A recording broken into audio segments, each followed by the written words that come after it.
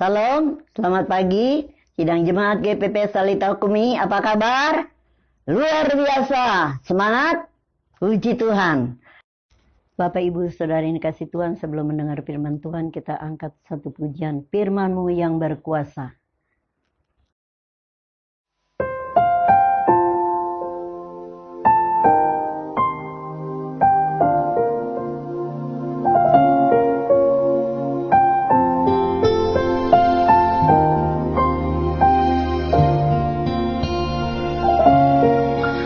Ku datang dan ku bersujud di hadapan-Mu,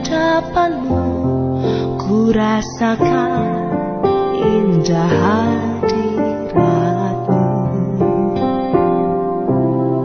Telah ku buka mata hatiku dan seluruh jiwaku untuk ku nikmati firman-Mu.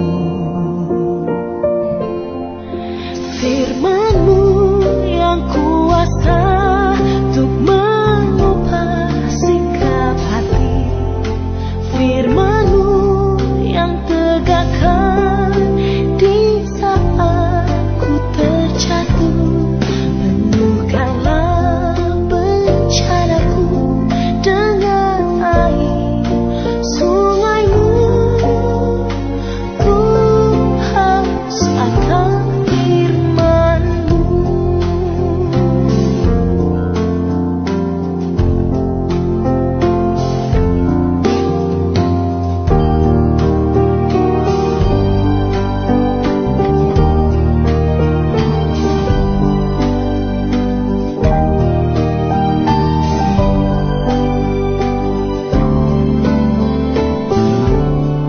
Aku datang dan ku bersujud di hadapan-Mu, ku rasakan indah hadirat-Mu. Telah ku buka mata hatiku dan seluruh jiwaku untuk ku nikmati firman-Mu.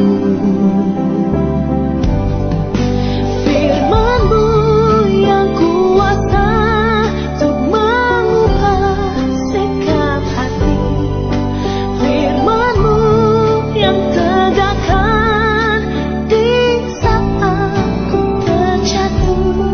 Penuhkanlah bencanaku dengan air sungai-Mu. Ku haus akan firman-Mu. Firman-Mu yang kuasa untuk mengubah sikap hati. Firman-Mu yang tegakkan di saat ku terjatuh. Penuhkanlah bencanaku dengan air sungai-Mu. Ku haus akan firman-Mu. Ku haus akan firman-Mu.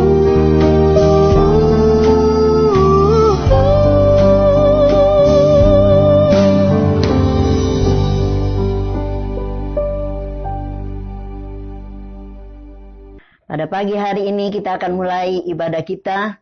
Kita akan menerima kebenaran firman Tuhan. Namun sebelumnya kita akan berdoa. Mari kita tundukkan kepala. Bapak Surgawi, Bapak yang baik, Bapak yang penuh kasih, kami mengucap syukur pagi hari ini. Tuhan sudah memimpin memberkati kami sepanjang minggu. Sehingga pada pagi hari ini kami ada sebagaimana kami ada Tuhan. Walaupun kami beribadah di rumah kami masing-masing, kami yakin dan percaya Engkau ada di tengah-tengah kami. Engkau memberkati kami, Engkau mengurapi kami Tuhan. Kami menyerahkan pemberitaan firman Allah ke dalam tangan-Mu. Sembunyikan hamba-Mu di belakang salib-Mu Tuhan. Jadikan alat saluran berkat. Berkati juga Tuhan jemaat kami yang beribadah di rumah Tuhan. Mereka senantiasa boleh menerima kebenaran firman Tuhan. Segala kuasa-kuasa yang tidak berkenan akan menghalangi jalannya. Firman Tuhan pada pagi hari ini kami tengking dan kami tolak di dalam nama Tuhan Yesus. Tuhan patahkan, hancurkan. Berfirmanlah kepada kami pada pagi hari ini. Biarlah kuasa-Mu menyertai kami dari permulaan, pertengahan hingga selesainya. Kami serahkan ke dalam tangan-Mu. Di dalam nama Tuhan Yesus sama berdoa dan mengucap syukur. Haleluya. Amin. Puji Tuhan, mari kita akan membaca firman Tuhan yang saya ambil di dalam Mazmur 95 ayat yang ke-7. Dan yang ke-8. Demikian firman Tuhan. Sebab Dialah Allah dan kitalah umat gembalanya dan kawanan domba tuntunan tangannya. Pada hari ini sekiranya kamu mendengar suaranya, janganlah keraskan hatimu seperti di Mariba, seperti pada hari di masa di padang gurun.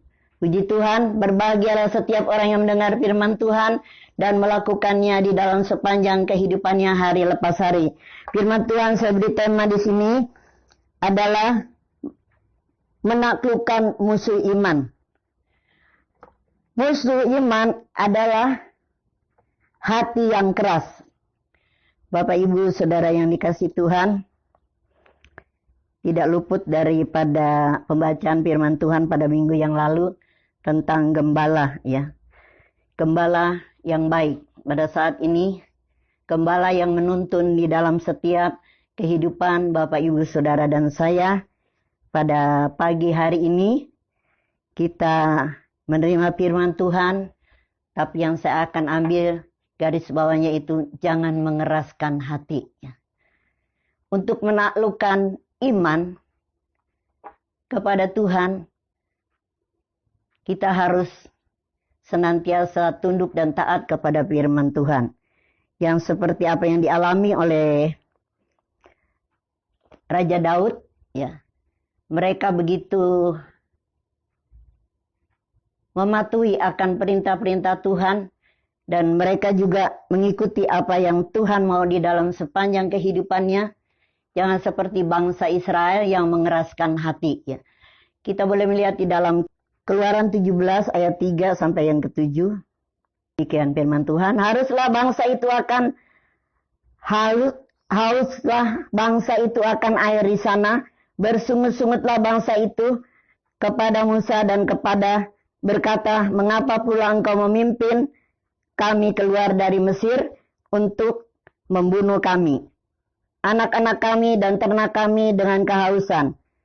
Lalu berseru-serulah Musa kepada Tuhan, katanya, apakah yang akan kulakukan kepada bangsa ini? Sebentar lagi mereka akan melempari aku dengan batu. Berfirmanlah Tuhan kepada Musa, berjalanlah di depan bangsa itu dan bawalah beserta engkau beberapa orang dari antara para tua-tua Israel. Bawalah juga di tangannya tongkatmu yang kupakai memukul sungai Nil dan pergilah. Maka aku akan berdiri di sana di depanmu di atas gunung batu di Horeb. Haruslah kau pukul gunung batu itu dan dari dalamnya akan keluar air sehingga bangsa itu dapat minum. Demikianlah diperbuat Musa di depan mata tua-tua Israel. Dinamainyalah tempat itu Masa dan Meriba. Oleh karena orang Israel telah bertengkar dan oleh karena mereka telah mencobai Tuhan dengan mengatakan, adakah Tuhan di tengah-tengah kita atau tidak? Inilah yang sungutan-sungutan dialami Musa dengan bangsa Israel dalam keadaan krisis, ya. Krisis apa, Bapak Ibu Saudara yang dikasihi Tuhan? Mereka tidak mendapatkan air, sedangkan air itu dibutuhkan di dalam setiap kehidupan manusia umumnya. Baik pada zaman dulu sehingga pada zaman sekarang, kita boleh melihat bagaimana bangsa Israel keluar dari negeri Mesir dipimpin oleh Musa. Di dalam perjalanannya menghadapi krisis, mereka tidak mendapatkan air sehingga dia marah-marah kepada Musa dan dia bersungut-sungut juga kepada Tuhan, ya. Dalam keadaan krisis ini karena bangsa Israel bangsa orang yang tegar tengkuk, ya, yang keras hati, mengeraskan hatinya. Walaupun pada saat itu mereka nyata melihat mujizat Tuhan bahwa Musa memukul tongkatnya di gunung Horeb itu mengeluarkan air, tapi mereka tetap tidak percaya akan mujizat Tuhan. Itulah kekerasan hati bangsa Israel. Bapak, Ibu, Saudara yang dikasihi Tuhan, kita boleh melihat contoh teladan dari bangsa yang tegar tengkuk ini, sehingga perjalanan mereka terhambat. Karena apa? Karena kekerasan hati mereka. Ini kita boleh mengambil contoh di dalam setiap kehidupan Bapak, Ibu, Saudara, dan saya. Di zaman sekarang kita bukan mengalami krisis karena kekurangan air, tapi karena penyakit wabah yang sedang tergulir di bangsa kita, bahkan bangsa-bangsa lain, yaitu corona yang sedang melanda pada saat ini. Biarlah Bapak, Ibu, Saudara, dan saya, kita melihat firman Tuhan ini, janganlah kita mengeraskan hati, tetapi kita senantiasa boleh percaya kepada Tuhan. Karena orang yang mengeraskan hati, ya, tidak ada gunanya. Apalagi menyimpan akar pahit, apalagi kemarahan, apalagi sungut-sungutan, ya tidak pernah bersyukur kepada Tuhan. Kalau sekarang ini kita tidak dapat beribadah, berkumpul bersama-sama di tempat ibadah kita hanya bisa beribadah di rumah kita masing-masing, tapi kita tetap bersyukur kepada Tuhan. Kita masih bisa senantiasa memuji dan menyembah kepada Tuhan di tengah-tengah keluarga. Kita patut bersyukur. Jangan mengeraskan hati kita. Jangan kita bersyukur, tapi jangan kita bersungut, tapi kita bersyukur kepada Tuhan. Karena Tuhan itu baik. Tuhan itu yang selalu mengatur langkah-langkah dalam setiap kehidupan kita. Karena Dia sudah rela mati buat bagi Bapak, Ibu, Saudara, dan saya. Banyak contoh-contoh yang mengeraskan hati. Kita melihat di dalam Markus 6 ayat yang ke-20. Demikian. Sebab Herodes segan akan Yohanes karena ia tahu bahwa Yohanes adalah orang yang benar dan suci. Jadi ia melindunginya. Tetapi apabila ia mendengarkan Yohanes, hatinya selalu terombang-ambing. Namun ia merasa senang juga mendengarkan dia. Akhirnya tiba juga kesempatan yang baik bagi Herodias. Ketika Herodias pada hari ulang tahunnya mengadakan perjamuan untuk pembesar-pembesarnya, perwira-perwiranya, dan orang-orang terkemuka di Galilea. Pada waktu itu anak perempuan Herodias tampil lalu menari dan menyukakan hati Herodes dan tamu-tamunya. Raja berkata kepada gadis itu, "Minta daripadaku apa saja yang kuingini, maka aku akan berikan kepadamu." Lalu bersumpahlah kepadanya, "Apa saja yang ku minta akan kuberikan kepadamu, sekalipun setengah dari kerajaanku." Anak itu pergi dan menanyakan ibunya, "Apa yang harus kuminta?" Jawabnya, kata Yohanes Pembaptis, "Maka cepat-cepatlah ia pergi kepada raja dan meminta, aku mau supaya sekarang juga engkau berikan kepadaku kepala Yohanes Pembaptis di sebuah talam." Lalu sangat sedihlah hati raja, tetapi karena sumpahnya dan karena tamu-tamunya, ia tidak menolaknya. Raja segera menyuruh seorang pegawai dengan merintah supaya mengambil kepala Yohanes. Orang itu pergi dan memenggal di penjara. Ia membawa kepala itu di sebuah talam dan memberikannya kepada gadis itu, dan gadis itu memberikan pula kepada ibunya. Ketika murid-murid Yohanes mendengar hal itu, mereka datang dan mengambil mayatnya, lalu membaringkannya dalam kuburnya. Ini ada satu peristiwa, Raja Herodes merayakan hari ulang tahun. Ya. Tapi istrinya ini mempunyai dendam dengan Yohanes. Dia berniat jahat. Di dalam ulang tahun ini, anaknya lah yang diperalat. Jangan kamu meminta hadiah-hadiah lain, tapi mintalah kepala Yohanes dipenggal, ditaruh di atas talamnya. Bapak, Ibu, Saudara yang dikasihi Tuhan, sebenarnya Raja Herodes ini segan akan Yohanes. Dia adalah orang yang benar dan dia adalah orang yang diurapi walaupun dia ada dalam penjara. Karena Herodes mempunyai kekuasaan, kedudukan, apapun mereka dapat melakukan. Apalagi permintaan daripada anak kekasihnya. Anak kekasihnya ini Rupanya dia berkompromi dengan ibunya. Jangan kamu meminta harta, tapi mintalah kepala Yohanes yang harus dipenggal, diberikan kepada ibunya. Karena apa? Karena sakit hati, karena kekerasan hati, ya. Mereka melakukan apa yang diminta anaknya. Walaupun hati Herodes sangat berat, bahkan dikatakan di ayat yang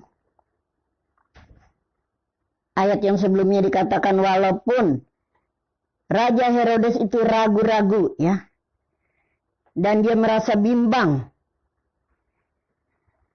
kepada Yohanes seperti terombang-ambing, ya. Dikatakan di ayat yang sebelumnya, sebab memang Herodes yang menyuruh orang menangkap Yohanes dan membelenggunya di penjara berhubung dengan peristiwa Herodias, istri Filipus saudaranya, karena Herodes telah mengambil sebagai istrinya.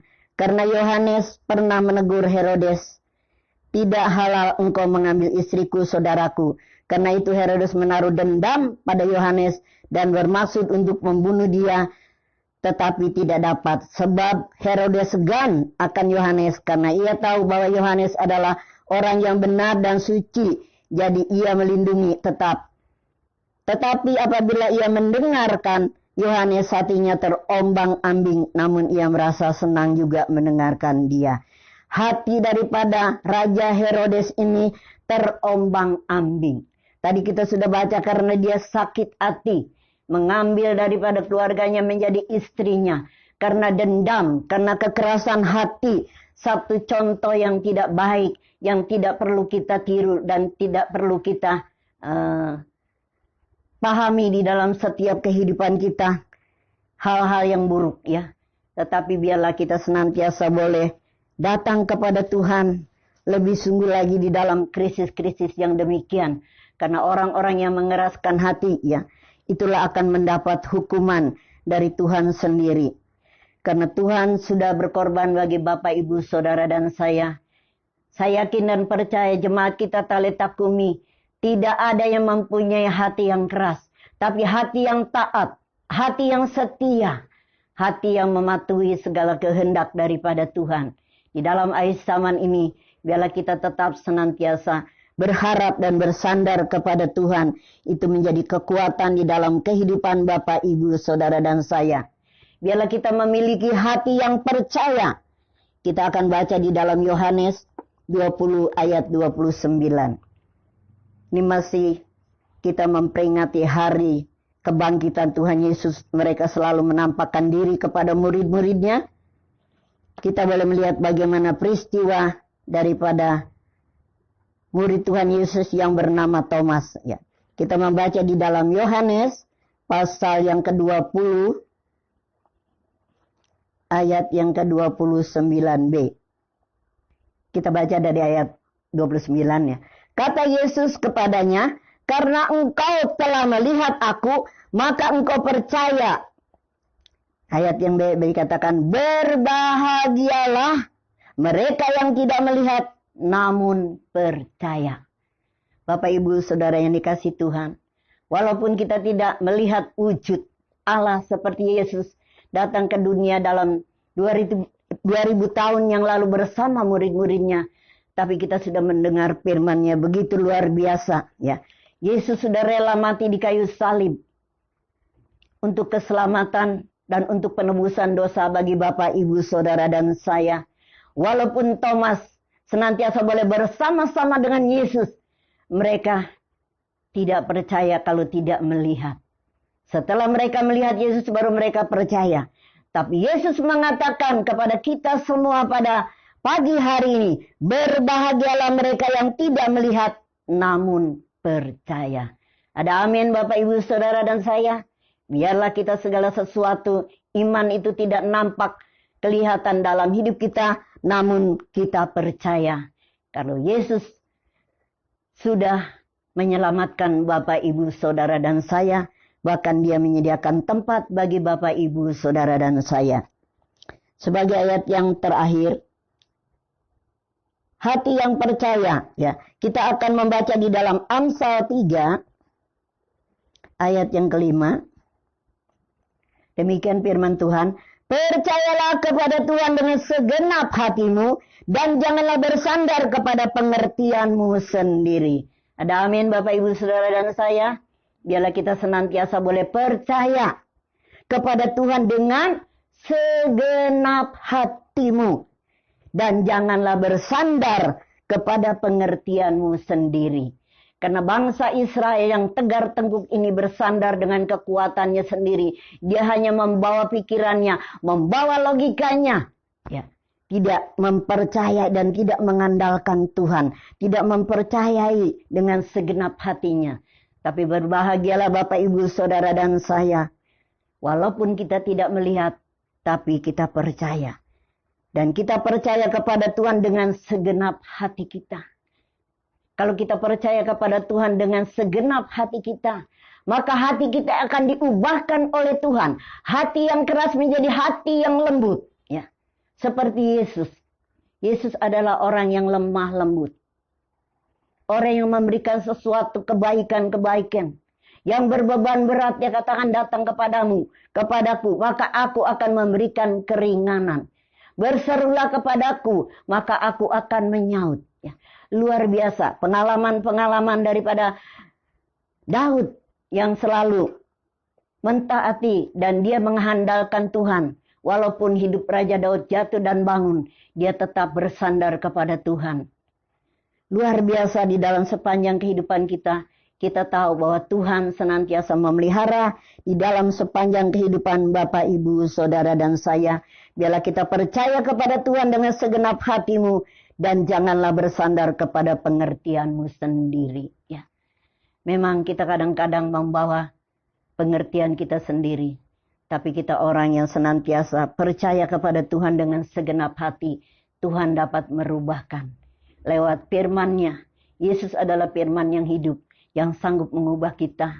Bahkan menyelamatkan kita. Sebentar kita akan menerima tubuh dan darah daripada Kristus. Maka disitulah kita disucikan, diampuni segala dosa kita, dan Yesus tinggal bersama dengan kita. Biarlah firman Tuhan pada pagi hari ini boleh mengubahkan setiap hati Bapak, Ibu, Saudara, dan saya. Di dalam setiap kehidupan kita menghadapi krisis pada saat ini, tapi kita bersandar kepada Tuhan dan percaya kepada Tuhan. Walaupun kita tidak melihat, tapi Allah menyertai Bapak, Ibu, Saudara, dan saya. Mungkin Bapak, Ibu, Saudara, dan saya pada saat ini mengalami ekonomi yang merosot, pekerjaan di rumah, mungkin ada juga yang sudah di PHK dan sebagainya. Tapi percayalah, Tuhan yang akan mengatur dalam setiap langkah-langkah kita. Tuhan tidak pernah meninggalkan kita. Ibrani 13 ayat 5 bagian B dikatakan, sekali-kali aku tidak pernah meninggalkan engkau. Ya, luar biasa. Dalam krisis, di dalam segala sesuatu yang kita hadapi, Tuhan tidak pernah meninggalkan kita. Ada amin Bapak, Ibu, Saudara, dan saya. Biarlah kita tetap percaya kepada Tuhan dengan segenap hati. Ya, hatimu dan hatiku kita tetap percaya kepada Tuhan, bahwa Tuhan menyertai dalam sepanjang kehidupan kita masing-masing. Saya bersaksi kemarin ya, kalau saya walaupun ibadah di rumah, Tuhan tidak pernah meninggalkan saya. Saya tidak akan kekurangan hal makan dan minum. Hidup itu lebih penting daripada makan dan minum. Segala sesuatunya Tuhan yang menyediakan. Kalau kita datang kepada Tuhan, mengutamakan kepada Tuhan, carilah dahulu kerajaan surga serta kebenarannya, sekaliannya Tuhan akan tambahkan. Di dalam kehidupan Bapak, Ibu, Saudara, dan saya, ibadah di rumah kita, pujian, penyembahan kepada Tuhan, sharing firman Tuhan, membaca firman Tuhan, kita utamakan Tuhan, maka berkat-berkat Tuhan akan dilimpahkan. Ya, baik itu makanan, baik itu berkat apa saja ya. Sakit penyakit datang dalam hidup kita, kalau kita berseru kepada Tuhan, pujian dan penyembahan, maka Tuhan akan menjamah dan memulihkan kekuatan kesehatan bagi Bapak, Ibu, Saudara. Karena Yesus sekali-kali tidak pernah meninggalkan kita. Amin Bapak, Ibu, Saudara. Andalkanlah Dia, percayalah kepada Dia. Karena Dia sudah rela mati di kayu salib untuk menebus dosa kita. Kita akan mengambil perjamuan suci, saya akan membacakan kata pengantar. Yahya 53. Yahya 6 ayat 53 sampai yang ke-58. Maka kata Yesus kepada mereka, Aku berkata kepadamu, sesungguhnya jikalau kamu tidak makan daging anak manusia dan minum darahnya, kamu tidak mempunyai hidup di dalam dirimu. Barang siapa makan dagingku dan minum darahku, ia mempunyai hidup yang kekal. Dan aku akan membangkitkan dia pada akhir zaman. Sebab dagingku adalah benar-benar makanan dan darahku adalah benar-benar minuman. Barang siapa makan darahku dan minum darahku, barang siapa makan dagingku dan minum darahku, ia tinggal di dalam aku dan aku di dalam dia. Bapak, Ibu, Saudara yang dikasihi Tuhan, tubuh dan darah Kristus menyatu di dalam kita. Firman Tuhan dikatakan, barang siapa yang makan dagingku dan minum darahku, ia tinggal di dalam aku dan aku di dalam dia. Sama seperti Bapa yang hidup mengutus aku dan aku hidup oleh Bapa, demikian juga barang siapa yang memakan aku akan hidup oleh aku. Inilah roti yang telah turun dari surga, bukan roti seperti yang dimakan nenek moyangmu, dan mereka telah mati. Barang siapa yang makan roti ini, ia akan hidup selama-lamanya. Dia berjanji memberikan hidup untuk selama-lamanya.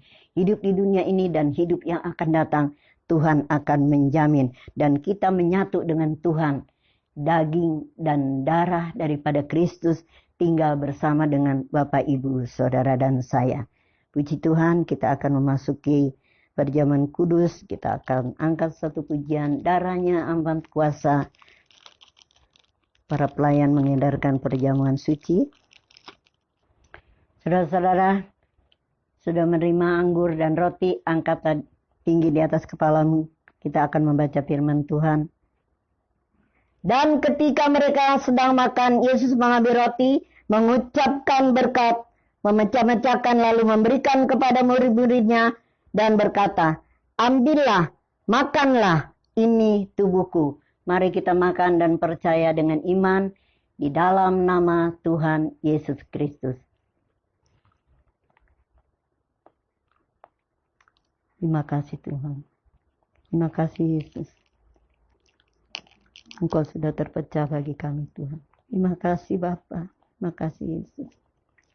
Angkat tinggi cawan. Sesudah ia mengambil cawan, mengucapkan syukur, lalu memberikan kepada mereka dan berkata, minumlah kamu dari semua cawan ini. Sebab inilah darahku, darah perjanjian yang ditumpahkan bagi banyak orang untuk pengampunan dosa. Marilah kita minum dengan iman. Tuhan mengampuni dan menyucikan dosa kita. Oleh bilur-bilurnya kita sembuhkan. Di dalam nama Tuhan Yesus Kristus.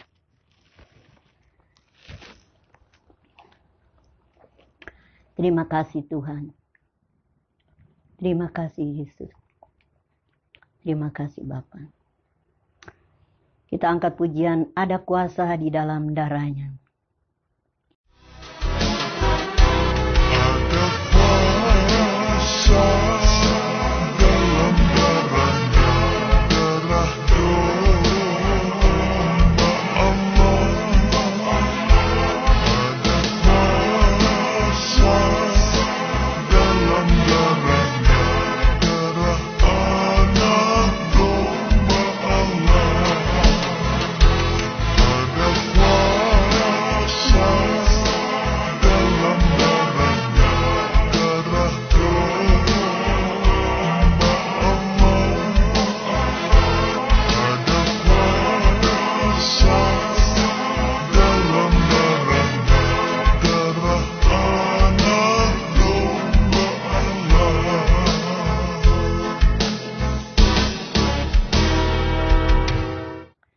Bapak, Ibu, Saudara yang dikasihi Tuhan. Dalam darah Yesus ada kuasa. Menyembuhkan segala penyakit. Menyembuhkan di dalam masa-masa krisis iman kita senantiasa. Diperbarui dan diubahkan bahwa Yesus ada bersama dengan kita. Dia tidak pernah meninggalkan Bapak, Ibu, Saudara, dan saya. Dia menyatu dengan Bapak, Ibu, Saudara, dan saya.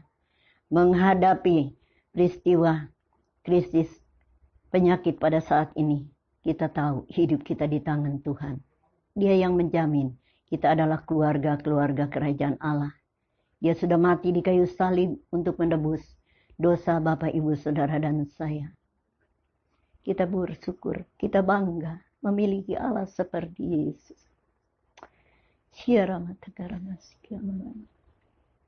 Sembah dia, agungkan dia.